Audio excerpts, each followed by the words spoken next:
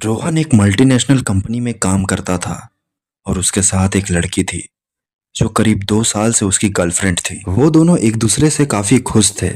वो दोनों business meeting के लिए कश्मीर की राजधानी श्रीनगर जा रहे थे। उन दोनों के साथ उनके और 4 साथी भी थे। तभी बस में जाते हुए उस सफर में रोहन के दोस्त रोहन से कुछ मजाक कर लेते हैं, जिस वजह से सभी काफी हंसते हैं। रोहन की गर्लफ्रेंड भी यह देखकर काफी हंसती है। रोहन को यह शर्मिंदगी जैसी लगने लगी थी। रोहन के दोस्त उससे हमेशा ही ऐसा मजाक मस्ती किया करते थे, मगर उस दिन अपनी गर्लफ्रेंड को उसके ऊपर हंसते हुए देख उसे काफी बुरा लगा। रास्ते में ऐसे ही सभी काफी मजाक मस्ती करके जा रहे थे। तभी कुछ देर बाद आगे सड़क पर उन्हें एक टूटा हुआ पुल नजर आया। यह टूटा हुआ पुल देखकर वे काफी चिंतित हो गए। वो अपनी गाड़ी से उतरते हैं और इधर उधर श्रीनगर जाने का रास्ता ढूंढते हैं, मगर कुछ भी नहीं मिलता। तभी एक जन को एक बोर्ड दिखाई देता है जिसमें लिखा था श्रीनगर 30 किलोमीटर की दूरी पे। वो सभी को वो बोर्ड दिखाता है और बोलता है कि हमें इसी रास्ते से जाना चाहिए, मगर रोहन को वह बोर्ड देखकर कुछ ठीक नहीं लग रहा था। उसे ऐसा लग रहा था मानो जैसे कि कोई रोहन को काफी घूर रहा है। वह इधर उधर देखता है मगर उसे कुछ भी नहीं दिखाई देता। उसे बस ऐसा लग रहा था कि कोई तो है जो मुझे काफी घूर के देख रहा है। यह सब देख कर रोहन कहता है कि यार मुझे यहाँ से जाना ठीक नहीं लग रहा है। तभी उसका दोस्त कहता है कि देख रोहन, तुझे अपनी नौकरी प्यारी नहीं है तो बोल दे, हम लोग तो जा रहे हैं। सभी लोग कार के अंदर बैठ जाते हैं और एक जन कार स्टार्ट भी कर देता है। तभी रोहन को हार मानकर उसे भी उसी गाड़ी में बैठना पड़ता है। फिर उस रास्ते से कुछ दूर जाने के बाद उन्हें एक चाय की टपरी दिखाई दी। वो वहां पर उतरते हैं और चारों तरफ देखते हैं। काफी सुनसान सा लग रहा था वो जगह। माहौल काफी डरावना लग रहा था। चाय पीने के बाद वो लोग वापस अपने सफर पे निकलने की तैयारी करने लगते हैं। तभी चाय वाला कहता है कि साहब, आगे का सफर थोड़ा संभल कर जाइएगा।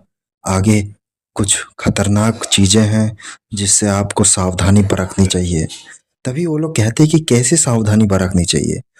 तभी चाय वाला कहता है कि कहते हैं कि वहां पे एक औरत की आत्मा है जो फांसी लगाकर मरी थी।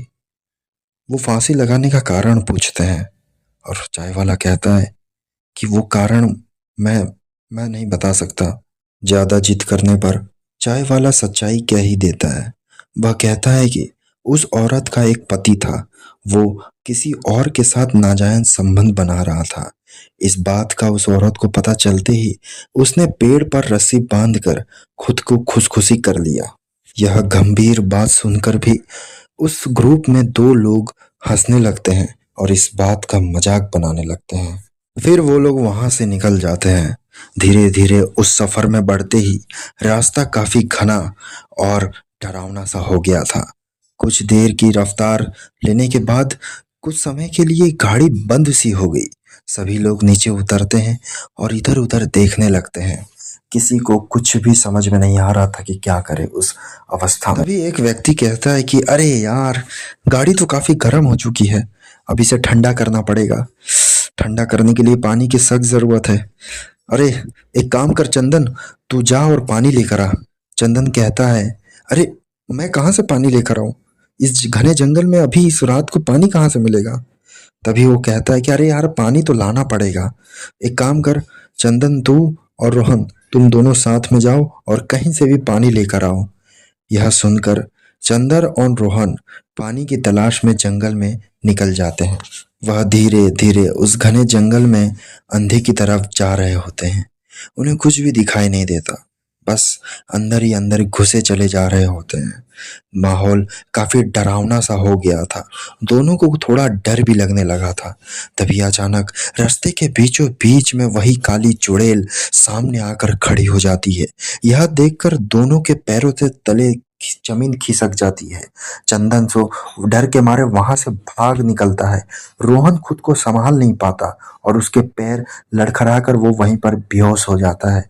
धीरे धीरे उस चुड़ैल की जो परछाई थी वो रोहन के ऊपर गिरने लगती है और तभी चंदन भागकर उन सभी बाकी लोगों के पास जाता है और जोर जोर से कहने लगता है कि रोहन को मार दिया, उस काली चुड़ैल ने रोहन को मार दिया, रोहन को मार दिया। यह कहकर जोर जोर से चिल्लाने लगता है। सभी सभी हैरान हो जाते हैं क्योंकि रोहन तो पीछे से आ रहा था। रोहन आकर शांति से अपने आप खड़े हो जाता है। सभी लोग उससे पूछते हैं, रोहन तू ठीक तो है ना? मैं तो सुने कि तू तेरे काली चुड़ैल दिखी और तू मर गया। और तभी रोहन कहता है, हाँ मैं ठीक हूँ। ऐसा लग रहा था मानो वो चुड़ैल सिर्फ हमें डराने आई थी, उसने कुछ भी नहीं किया मुझे। यह सुनकर सबके जान में जान आई और फिर उसने कहा कि एक काम करता हूँ, मैं गाड़ी स्टार्ट कर कर देखता हूँ। और रोहन जाता है और गाड़ी स्टार्ट करता है। गाड़ी स्टार्ट भी हो जाती है और वो लोग वहां से तुरंत निकल जाते हैं। वो लोग उस घने रास्ते में काफी तेज गाड़ी चलाकर जा रहे थे। उन्हें वहां से जल्द निकलना था। यह बात सुनकर उनके पैरों तले से जमीन खिसक चुका था कि यहाँ पर एक सचमुच चुड़ैल थी। सबके दिमाग में यही सब बातें चल रहे थे। रास्ता काफी घना था और धीरे धीरे डर का माहौल पूरे जंगल में छाया हुआ था। धीरे धीरे पता नहीं क्यों वो लोग को एक धुंध सा आने लगा, यानी कि एक कोहरा। हर जगह कोहरा ही कोहरा था।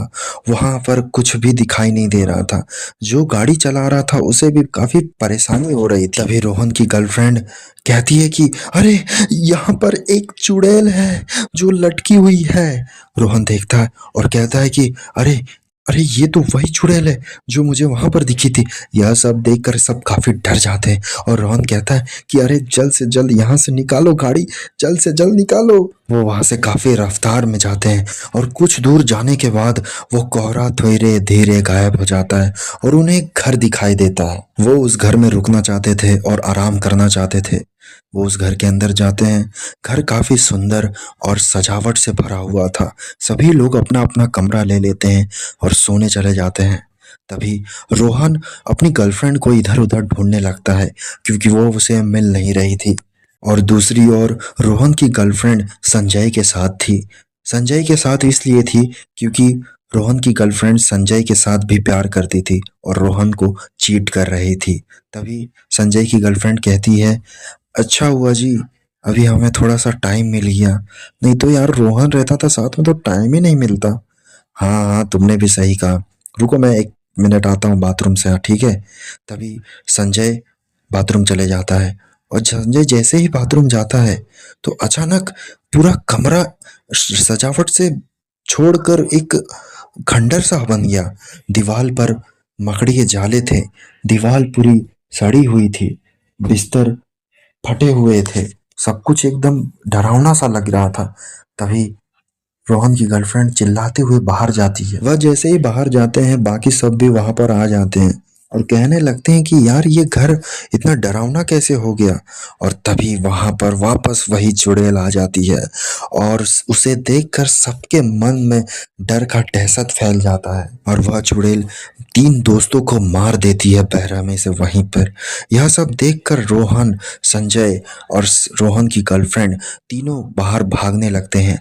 वह चुड़ैल धीरे धीरे उनका पीछा कर रही होती है और अचानक से रोहन बेहोश हो जाता है पिछली बार की तरह और वो चुड़ैल रोहन को छोड़कर संजय और रोहन की गर्लफ्रेंड को गला दबा लगती है। तभी वो संजय और रोहन की गर्लफ्रेंड काफी चिल्ला रहे होते हैं।